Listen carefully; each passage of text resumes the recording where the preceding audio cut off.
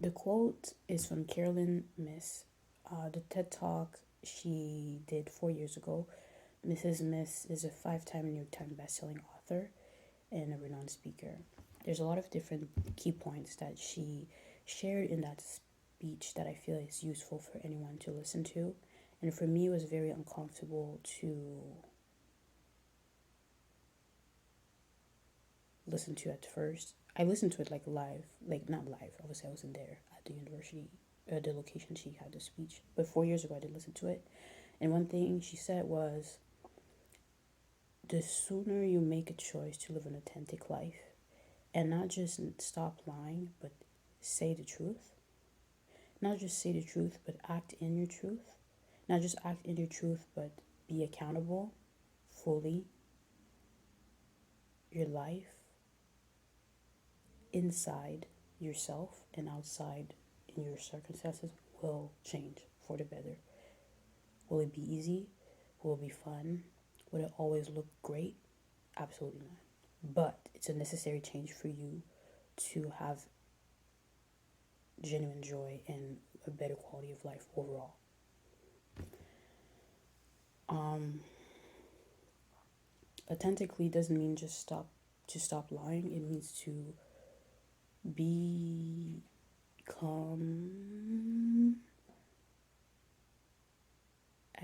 acquainted with yourself, like who you are, not who you are in front of X, Y, and Z group, not who you are at work or at school or in social settings or with your family. Like does it look like when you're truly just yourself? And it's gonna take some level of self awareness for you to realize, am I truly who I am all the time, or do I fake because of who I'm surrounded with or the environment I'm in? And over time, it's also about letting go of this thing of like, oh, judgment and being fun of and all this stuff. It's a part of what she was talking about. Another part of what she was talking about was to choose new words. If I quote what she was saying, she mentioned that when you understand that how you speak has power, you're gonna let go of negative toxic terms. Just saying, and that was the case for me 4 years ago. I was hostile in the way I was talking to myself. I was not kind, understanding, or encouraging. I was nitpicking. She started to mention that if every day you wake up and you look at what is not working, what is not up to par, what is not up to your expectations, you whenever you go outside, you go to do your errands, you go meet people, you interact with whoever, you're ready to see what is not working, whether or not what it could be better at.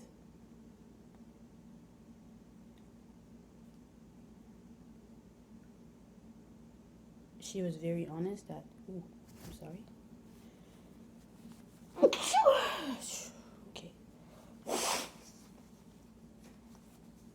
Okay. She was very honest that, like, yeah, what you will find is that if that's how you speak to yourself or how that's how you see other people speak, um, they will not feel well. They're gonna feel ill. They're gonna feel uncomfortable.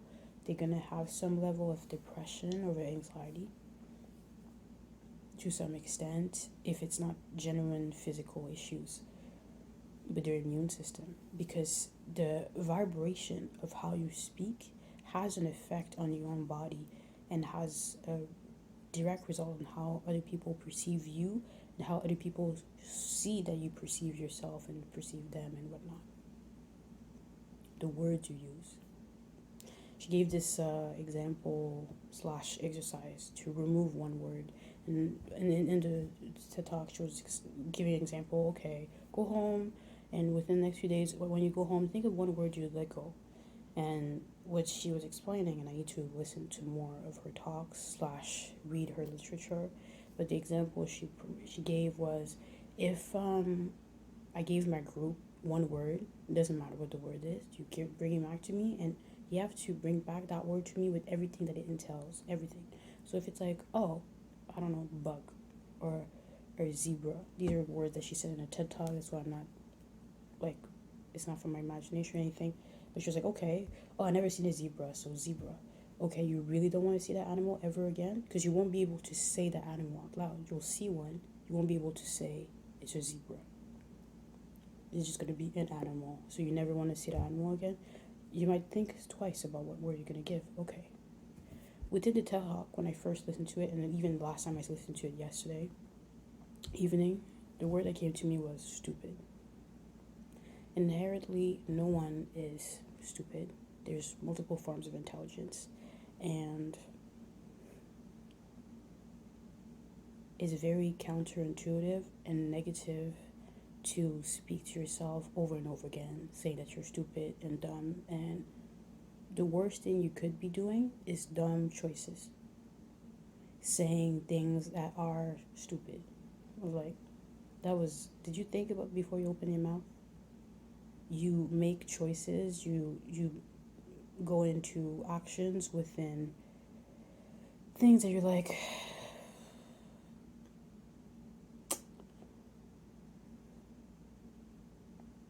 was that really the best decision?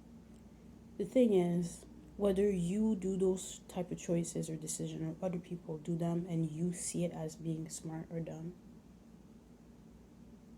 or stupid, in the scheme of things, the positive that comes from doing these things right here and the negative that comes from doing the same choice within the angle that this person is in, there's more pros and cons. So it's not stupid to them. In that situation for them, they're the expert in the situation, it seemed like it was a good decision. Was it truly?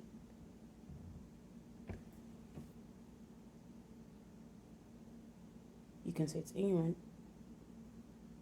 You can say it lacked depth in how they really looked at all the angles of how this could affect others and affect their circumstances and whatnot. But it doesn't make them dumb. You can make a choice, you can say something and do something that isn't the smartest thing. That does not mean that you're stupid. So stupid was a word I should let go. I keep repeating it in this video and I should stop. But it was to show, because it's a word very easy, very simple, that transferred en français in English, and it's a word that people use a lot. When they do something, you're like, oh, that was dumb. Okay. Better than saying I'm dumb. I don't know, I'm retarded. No. Nobody's retarded. Even people that are low in intelligence, all that it means is that it makes them longer. It takes them, longer to make connections between terminology and definition towards what a system of thought or a process may be and how it can be applied. Really, that's really all it is. And the more intelligent you are, the more you're able to apply one term, one principle, one ideology or system or way of doing something in multiple areas, in multiple ways, and you have that connection fast. That's really all it is. And you have memory, sensory memory, I don't know. I would need to look into it to have like a proper definition. Merriam-Webster.